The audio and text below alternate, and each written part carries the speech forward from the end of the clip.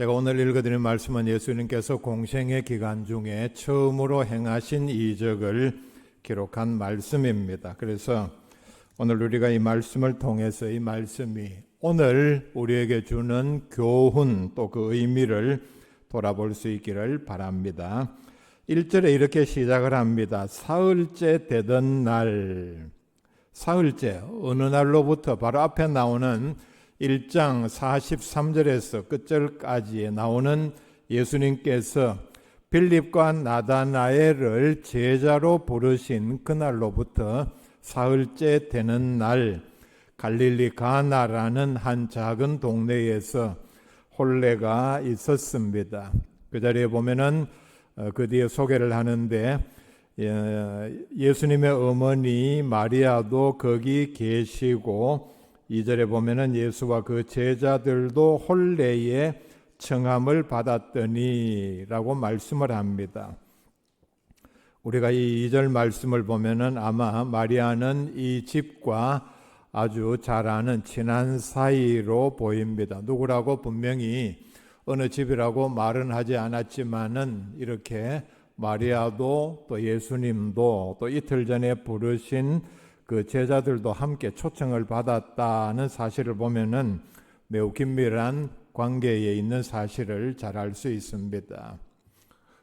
그 다음에 3절에 보면은 잔치가 진행되는 가운데 포도주가 떨어진지라. 그리고 예수의 어머니가 예수에게 이르되 저들에게 포도주가 없다 하니 말씀을 합니다. 전통적으로 이 당시에 유대인의 혼례는 1주에서 2주간 진행이 되었습니다. 그리고 이 당시 풍습으로 돌아가 보면은 포도주는 잔치집에서 반드시 갖추어야 할 또 손님들이 선호하는 가장 중요한 음식이었습니다. 그 다음에 성경 전체에서 보면은 특별히 구약에서 아마 이때의 모든 사람들의 인식이 그랬을 것입니다. 포도주는 기쁨의 상징이다. 잔치집에 결혼하는, 그러니까 이 집에 가장 기쁜 일이 일어났는데 그 상징인 포도주가 절대로 떨어져서는 안 되는 그런 상황입니다.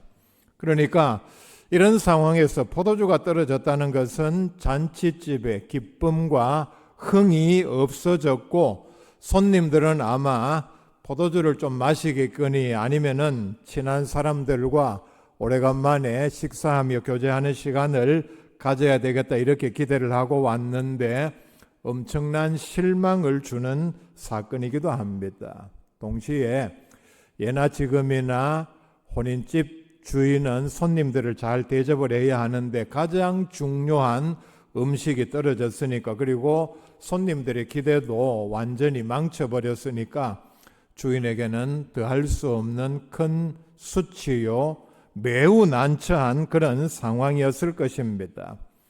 이 상황을 마리아는 예수님에게 알렸습니다.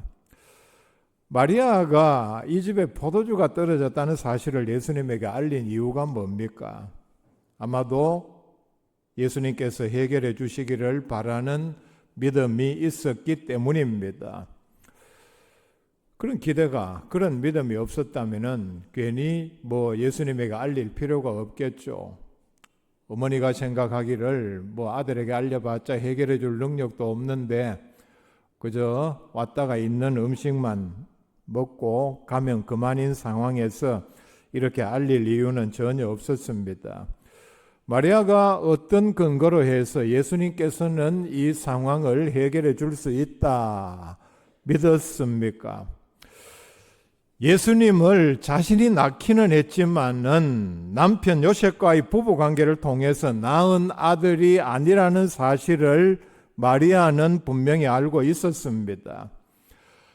예수님을 잉태하기 전에 천사가 일러준 대로 이 아들은 성령으로 잉태되어 낳은 아들이다는 사실을 마리아는 분명히 알고 있었습니다. 그리고 천사가 장차 임신할 것을 가르쳐 주면서 누가복음 1장 35절에 이러므로 나실 바 거룩한 이는 하나님의 아들이라 일컬어지리라는 사실도 분명히 기억하고 있었습니다. 이때가 어떤 상황이냐? 모든 이스라엘 백성들은 구약에서 예언한 그대로 하나님의 아들 메시아, 즉 구원자가 사람의 몸을 통해서 이 땅에 태어날 것을 하나같이 고대하고 있던 그런 상황이었습니다. 천사가 이 아이는 하나님의 아들이다는 예언을 분명히 기억하고 있었다는 얘기입니다. 자, 이러던 차에 이제 자기 아들 예수가 나이 30이 되고 성인이 되었습니다. 그리고 1장 바로 앞에 34절 말씀입니다. 불과 며칠 전입니다. 친족 세례 요한이 공개적으로 예수님을 가르쳐서 하나님의 아들이다 증언까지 했습니다. 그리고 어떤 일이 있었느냐? 바로 이틀 전에 예수님께서 제자들을 불러 모으기 시작을 했습니다. 바로 이런 상황에서 이 집이 어려운 일을 당했는데 예수님께서 이적을 행함으로 하나님의 아들이심을 모든 사람 앞에 드러낼 것이라는 기대와 믿음으로 아들 예수에게 부탁을 했습니다. 어머니 마리아는 예수님에게 아주 간곡하게 그리고 정중하게 부탁을 했는데 예수님의 대답은 너무나도 뜻밖입니다. 4절에 보면은 예수께서 이르시되 여자여 나와 무슨 상관이 있나이까 내 때가 아직 이르지 아니하였나이다. 4절 한 절에서 보면은 조금 비상식적인 우리에게 충격을 주는 요소가 세 가지나 들어 있습니다. 먼저 보면은 여자여라고 부릅니다. 아니 세상에 자기 어머니 보고 여자라고 부르는 사람이 어디 있습니까? 그리고 우리나라에서도 그렇죠.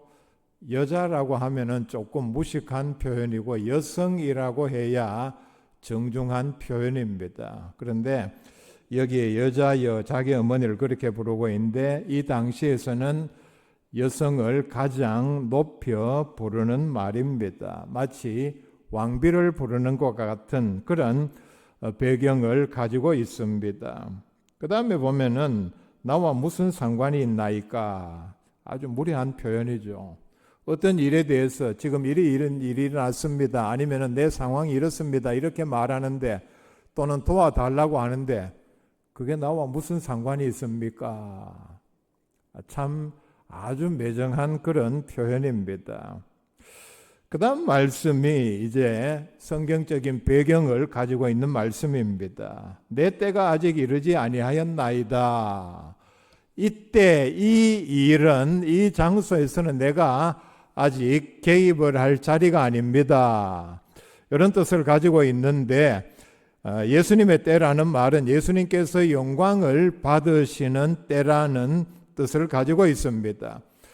정확하게 말씀을 드리면 비록 공생의 생활은 시작을 했지만은 세상을 구원하시는 하나님의 아들이심을 온전히 드러내시며 자신의 사명을 완수하심으로 영광을 받으실 결정적인 때는 아직 이르지 아니하였다. 하나님의 아들로 이제 모든 사람 앞에서 인류를 구원하고 인정받는 그런 때는 아직 오지 아니했다. 그러니까 어머니 마리아의 청을 들어드릴 수 없다는 뜻입니다. 거절한 것으로 볼 수 있습니다. 자, 그런데 더 놀라운 사실은 바로 그 다음에 마리아가 한 말과 행동입니다. 이해할 수 없는 말을 하죠.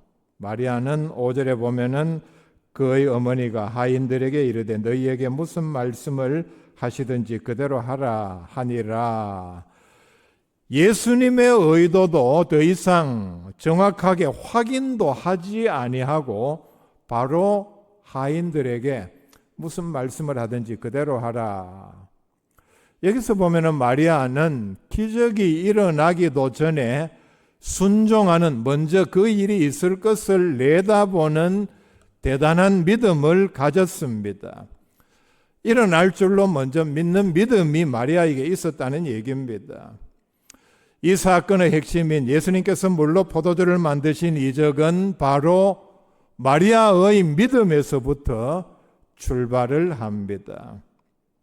6절에 보면은 거기에 유대인의 정결 예식을 따라 두세 통 드는 돌 항아리 6이 모였는지라 말씀을 합니다. 유대인의 정결 예식이라는 말은 율법에 명한 그저 우리가 어떤 식사를 하기 위해서 먼저 위생적으로 손을 씻는 기능을 넘어선 종교 예식을 행하는 것과 같은 목적으로 손을 씻는 행위를 가리킵니다. 두세 통 드는 돌 항아리 6이 있었다 했는데 한 통은 지금 단위로 39리터 정도에 해당을 합니다.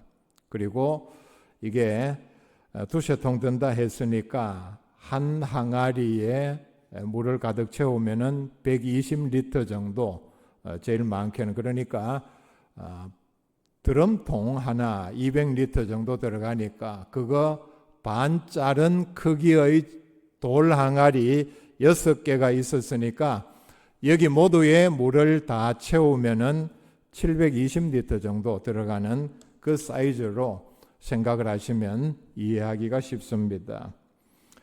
자, 이렇게 설명을 하고 7절에 보면은 예수께서 그들에게 이르시되 항아리에 물을 채우라 하신즉 아기까지 채우니 말씀을 합니다. 예수님께서 갑자기 하인들을 불러서 이 항아리에다가 물을 채우라 말씀을 했습니다. 하인들 입장에서 보면 매우 황당하죠. 순종하기 어려운 상황입니다. 하인들의 입장에서 보면 예수님은 거의 처음 보는 낯선 청년에 불과합니다. 이 사람이 누군지 이 집 주인하고 잘 아는 사이인가 보다. 그리고 나사렛에 사는 목수 일을 한 그 정도는 알고 있었을 것입니다. 그런데 갑자기 그들에게 마치 주인처럼 작은 양도 아니고 엄청난 720리터 정도에 드는 통에 6개의 물을 채우라 명령을 합니다. 하인들의 생각은 이렇겠죠. 아니, 포도주가 떨어졌는데 왜 정결예식, 즉 손을 씻는 용도로 물을 채우는 이 돌 항아리에 우리가 물을 채워야 하나? 양도 엄청나게 많고 포도주가 떨어졌다는 것은 일주일 또는 2주 동안 하는 긴 잔치의 막바지에 이르러서 아마 종들이 제일 바빴겠죠. 힘든 때였다는 얘기입니다. 거기다가 주인도 아닌 손님이 그렇게 명령을 하니까 손님에게는 포도주를 대접을 해야 하는데 물을 먹이려고 하는가 하는 생각도 들었을 것입니다. 자, 놀라운 사실은 바로 하인들의 반응입니다. 하인들은 아기까지 채웠다 말씀을 합니다. 바로 하인들의 믿음과 순종입니다. 아기까지 채웠다는 얘기는 믿음으로 그리고 자원하는 마음으로 기꺼이 했다는 얘기입니다. 100% 물로만 채웠습니다. 여기에 포도주는 한 방울도 넣지를 아니했습니다. 시간이 얼마나 걸렸는지는 모르지만은 하인들이 엄청난 양의 물을 다 채우고 난 다음에 8절에 보면은 이제는 떠서 연회장에게 갖다 주라. 더 순종할 수 없는 명령을 합니다. 물을 연회장 그러니까 잔치의 모든 접대를 주관하는 책임자입니다. 이 사람에게 갖다 주라 하며 갖다 주었더니 뒤에 놀라운 역사를 일으킨 사건을 우리에게 설명을 하고 있습니다. 하인들은 항아리에 채운 물이 바로 물에 지나지 않는다는 사실을 누구보다도 잘 알고 있었습니다. 왜냐하면 자기네들이 어디 가서 아마 우물물을 길러왔는지 자기네들이 직접 퍼다가 채웠으니까 이거는 물이다는 사실을 누구보다도 잘 알고 있었습니다. 그럼에도 예수님께서 명령을 했으니까 그대로 순종을 했습니다. 9절에 보면은 연회장은 물로 된 포도주를 맛보고도 어디서 났는지 알지 못하되 물 떠온 하인들은 알더라. 하인들은 분명히 알았죠. 아마 연회장은 그 물로 된 포도주를 맛을 보고 이상하다, 이게 어떻게 된 일이냐. 분명히 저 물통에 하인들이 물을 채우는 걸 봤고 그대로 떠오는 걸 봤는데 내가 맛을 보니 포도주인데 보통 포도주가 아니다. 굉장히 놀랐겠죠. 그리고 10절의 말씀을 합니다. 9절의 말씀을 보면은 물 떠온 하인들은 알더라. 즉 믿음으로 순종한 사람만이 진정한 의미에서 이적을 체험했다는 얘기입니다. 교회의 모든 영역에서 마찬가지입니다. 무슨 일에든지 어떤 결과에 대해서 수고한 사람만이 보람을 느끼고 기쁨을 느낍니다. 교회 안에 큰 일을 두고 함께 기도하며 준비를 하고 열심히 참여해서 모든 일을 다 마쳤습니다. 결과가 아주 좋았습니다. 어떤 사람이 기쁨과 보람을 느낍니까? 감격을 합니까? 그 일에 열심히 참여한 사람이 보람과 기쁨을 느끼게 되어 있습니다. 결과가 아무리 좋아도 관심이 없는 사람, 그냥 구경만 한 사람, 뭐 어떻게 하나 보자, 아니면 방법이 마음에 들지 않아서 내심 그저 마음 내키지 않고 행동도 하지 않는 사람은 결과가 아무리 좋아도 기쁨과 보람을 느낄 수 없다는 얘기입니다. 예수님께서는 모든 이적의 경우가 마찬가지입니다. 특별히 이 이적을 행하는 일에 있어서도 자신의 영광을 드러내기 위하여 물로 포도주를 만드는 이적을 행한 것이 아닙니다. 다행히 하인들이 순종을 해서 그렇지, 만약에 하인들이 반대를 했더라면은, 거부를 했더라면은 자기 체면만 상할 일이지 않겠습니까? 4절에서 포도주가 떨어졌다는 마리아의 간청에 거절하는 것처럼 보였지만은 순종하신 이유는, 또는 물로 포도주를 만든 데는 첫째는 어머니를 돕고자 하는 마음이 있었습니다. 어머니가 이 집 사정을 잘 알고 안타까운 마음으로 주인이 난처한 상황에 처했으니까 어떻게든 도우려고 하는 간절한 그 마음을 아들 되는 예수께서는 기쁜 마음으로 받아들이고 순종하신 데 있습니다. 두 번째는 곤경에 처한 사람들을 도와주려는 마음에서 선의로 이 이적을 행하셨습니다. 혼주 입장에서, 아니면은 신랑 입장에서 얼마나 난처했겠습니까? 자기 결혼 축하하기 위해서 먼 거리에서 손님들이 왔는데 대접이 지금 소홀하다, 포도주가 떨어져서 맘먹고 온 사람들은 뭐 화를 내는 사람들도 있었겠죠. 그러니까 얼마나 난처했겠습니까?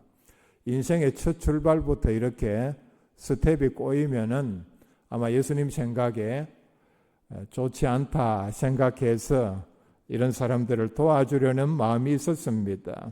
또 하나의 이유는 이틀 전 제자가 되어서 예수님을 따르기 시작한 이런 제자들에게 하나님의 아들이심을 확신하게 하기 위한 뜻으로 이 일을 행하셨다고도 볼 수 있습니다. 11절 말씀 뒷부분에 보면은 첫 표적을 갈릴리 가나에서 행하여 그의 영광을 나타내심에 제자들이 그를 믿으니라. 이 말씀을 보면은 우리가 그 의도를 분명히 알 수 있습니다. 물이 포도주가 되는 이적은 항아리에 물을 채우라는 예수님의 명령에 순종했을 때에 일어났습니다. 하인들의 수고, 순종 자체가 이적을 일으킨 것은 절대로 아닙니다. 이 이적은 어디까지나 전적인 하나님의 능력입니다. 물을 태평양만큼 많이 갖다 붓는다고 해서 거기에 이적이 일어나는 것은 아닙니다. 하나님께서 역사하셔야만이 일어날 수 있습니다.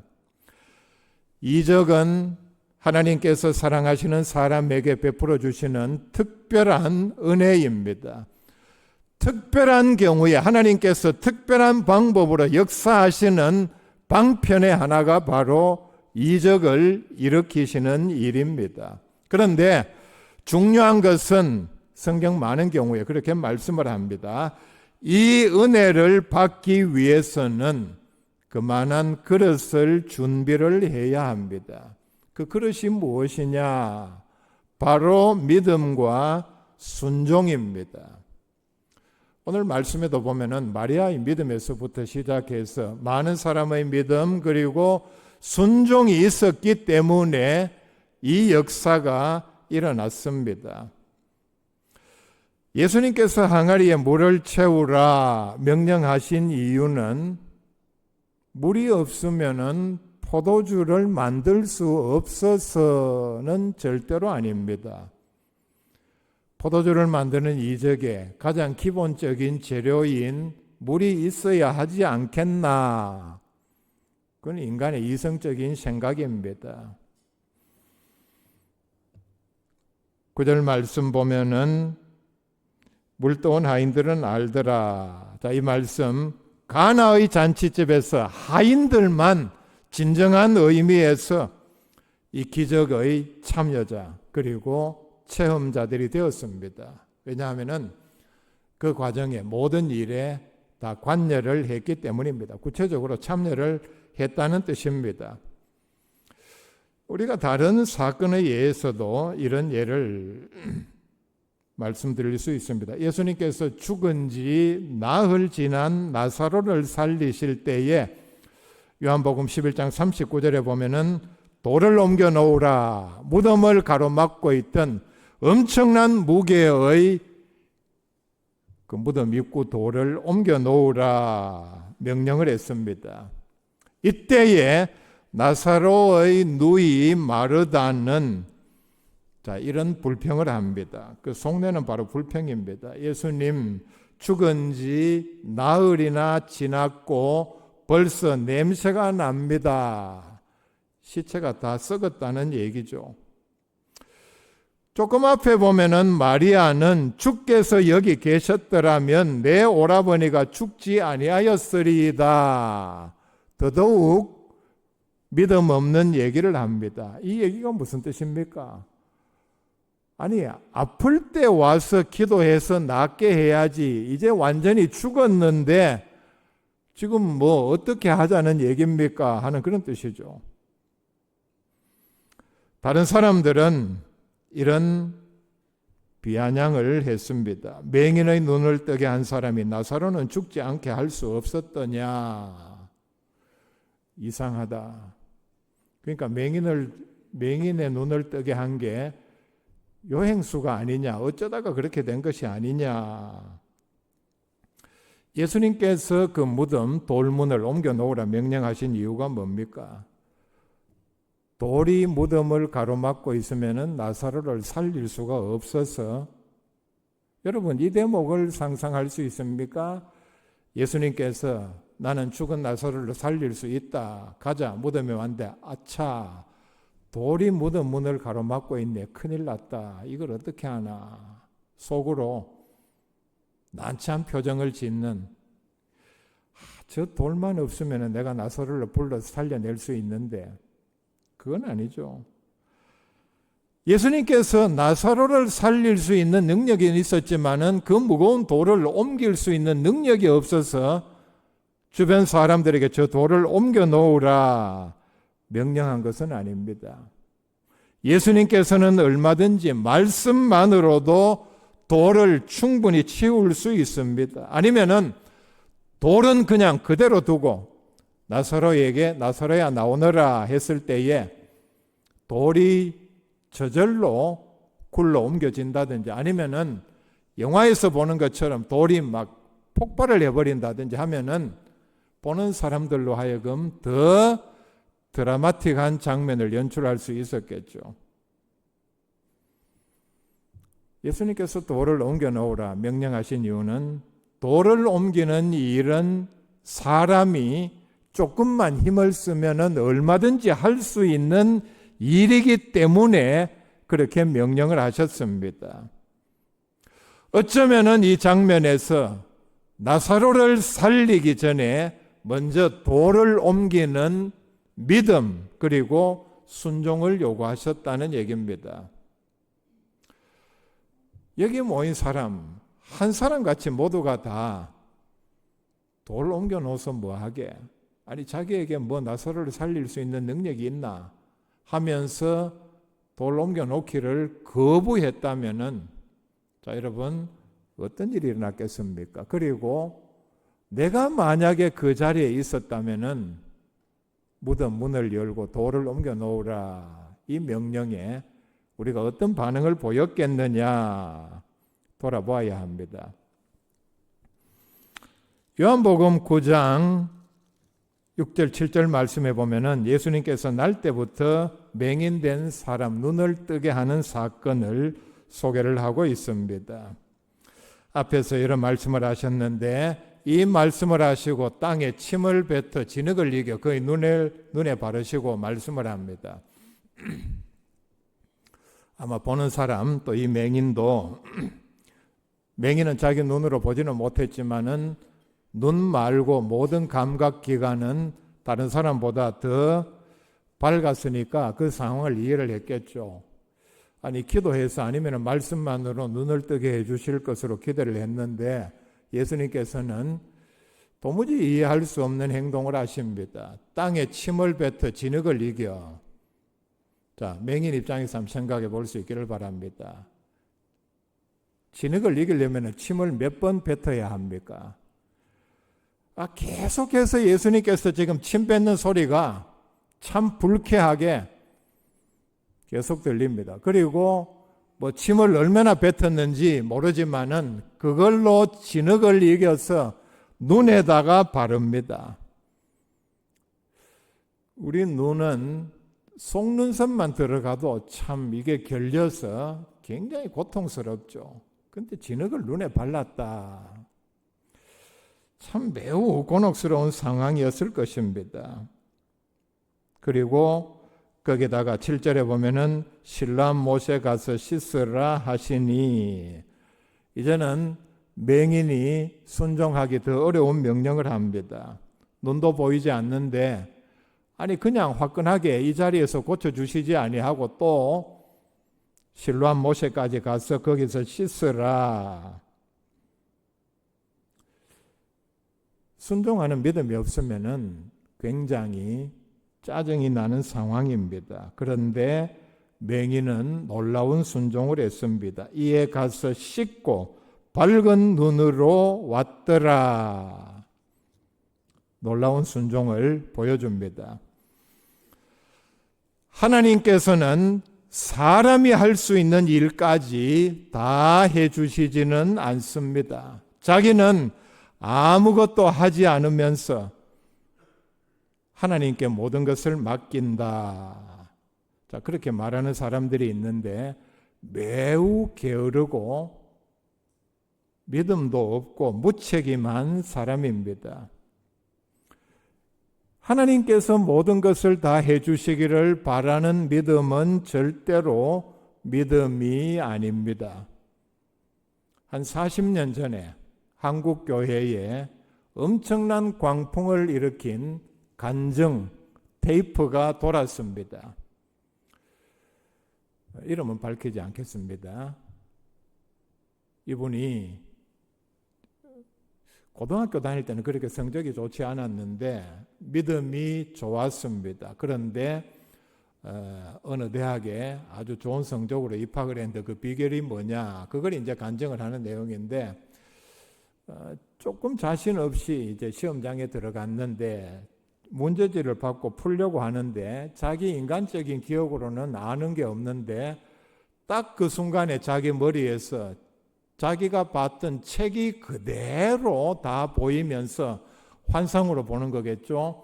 그리고 문제의 답이 그냥 그대로 보이는 걸 마치 책을 보고 쓰는 것처럼 내가 답을 써서 합격을 했다. 간증의 내용은 이겁니다. 그래서 대학생 청년들도 이 테이프를 구해서 듣고 또 듣고 단체로 듣고. 자, 이 간증의 요지가 뭐냐 하면은 공부 안 해도 기도 열심히 하면은, 즉 시험 칠 때 교과서가 그대로, 내가 본 책이 그대로 보이게 해달라. 여러분, 공부하지 아니하고 이런 기도 백날 해봐야 하나님께서 그 기도 들어주시지 않습니다. 감나무 밑에 누워서 감이 떨어지기를 기다리는 믿음에는 모순이죠. 이건 믿음도 아닙니다. 하나님께서 역사하시지 않습니다. 제가 앞에 그 간증 어느 대학생으로부터 들었습니다. 아, 목사님, 저도 그렇게 기도했더니 그대로 그 역사가 일어났습니다. 들었는데 그 학생이 들어간 대학은 원서만 내면 들어가는 대학이었습니다. 그 참 이상하죠. 말이 모순되지 않습니까? 하나님의 이적의 은혜를 구할 때에는 먼저 물을 채워놓고 그 다음에 포도주가 되는 이적을 구해야 합니다. 먼저 우리가 할 수 있는 일을 해놓고 할 수 없는 일에 대하여 하나님의 도우심을 구해야 합니다. 항아리에 물을 채우라는 명령에 믿음으로 순종하여 그 은혜를 체험하는 복된 성도들 다 될 수 있기를 바랍니다.